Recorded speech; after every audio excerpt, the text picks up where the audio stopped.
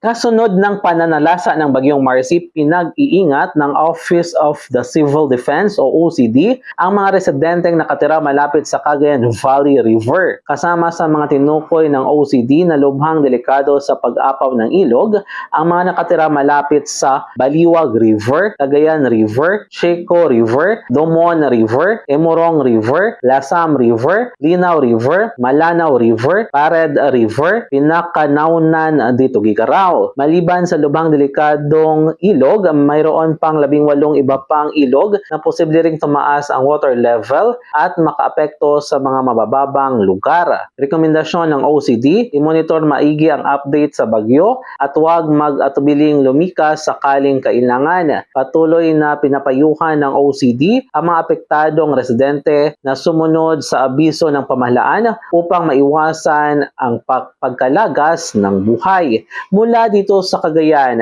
MJ de la Cruz para sa Radyo Alternatibo, Balita Nationwide.